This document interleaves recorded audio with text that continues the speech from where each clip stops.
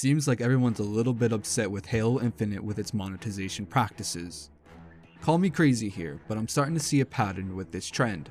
It's happened before with games like Fallout 76, Anthem, Battlefront 2, and the list can go on.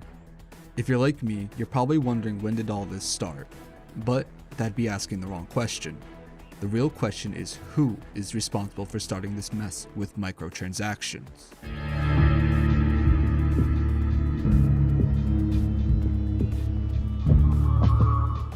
Valve is.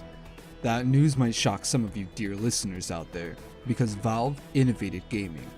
You've probably grown up with their games like Half-Life, Counter-Strike, Half-Life 2, Portal, Team Fortress 2, and more. Simpler times then, but those are all in the past now. You and me are much different people now, and the same is true with Valve. Because now, Valve has killed innovation in today's video games.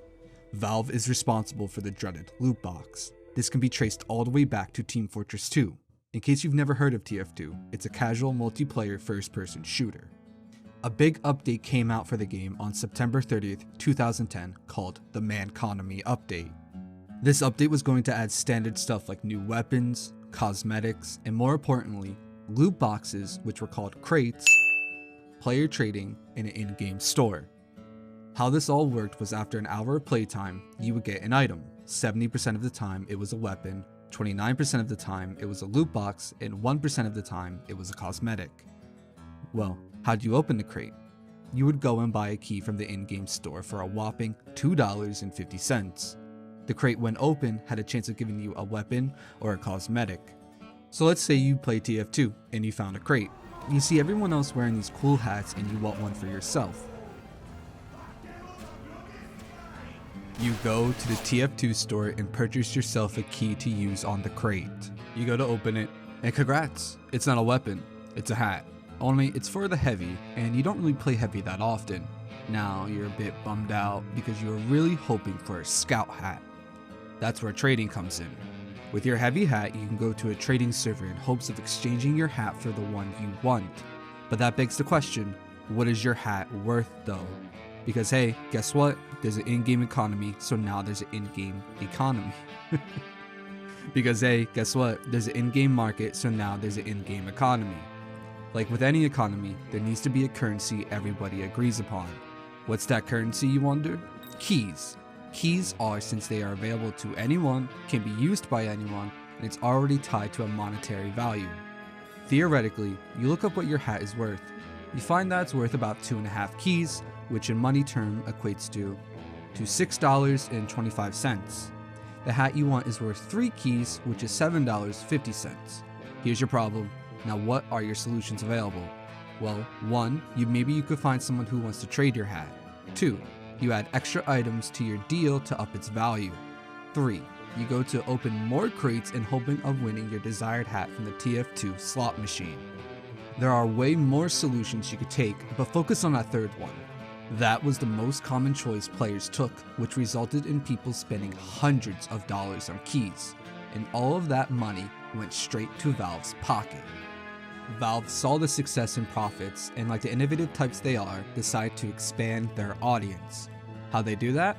They made Team Fortress 2 free to play in the year 2011, less than a year since the Mannconomy update dropped. That change bumped up the total player count by 5 times, stated by Gabe Newell himself. Gabe Newell also said that 20 to 30% of those players spent money. The only number I could find for the player base was in 2012 when it spiked at 117,917 players.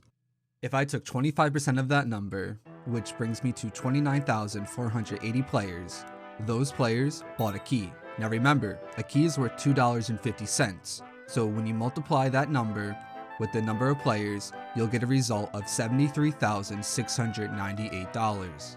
Valve made that in just 1 month. To be fair, these are all rough numbers and estimations, but the point is clear enough. Valve discovered the jackpot in monetizing their games. They didn't need to add anything, they didn't have to change things up with the game formula. They just needed to add more cosmetics for you, the player, to want and spend a measly $2.50 on.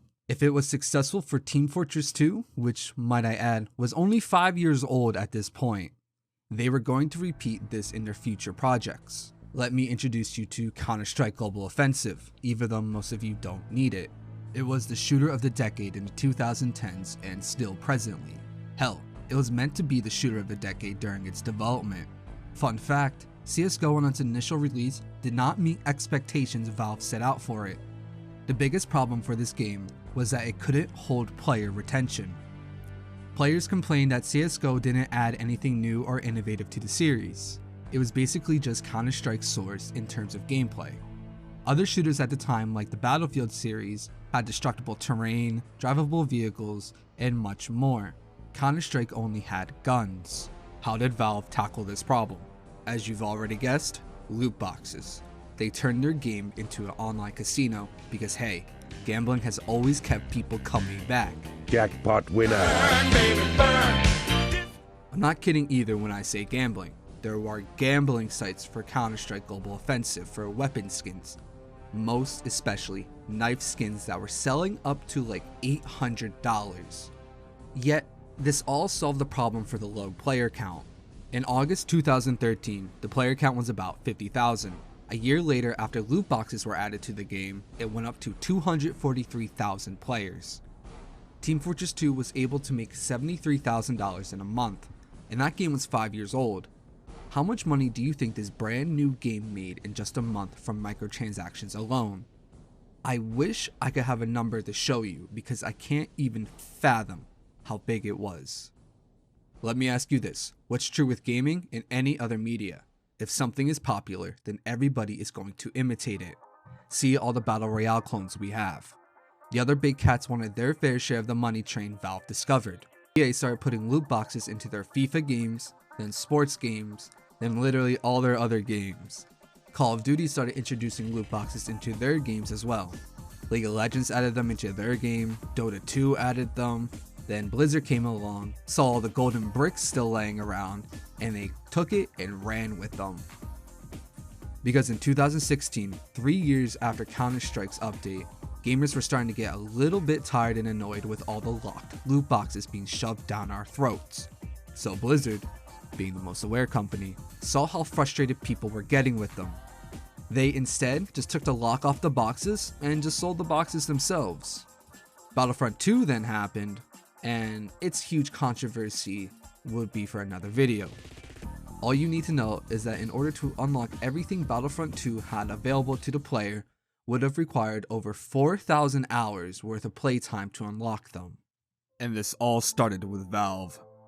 Because with their great innovative minds, they turned away from games to just greed. Publishers now don't care about making a good game, they just care about making the most money out of its player base. So next time you see that loot boxes are being added to your favorite game, just remember to thank Gabe Newell.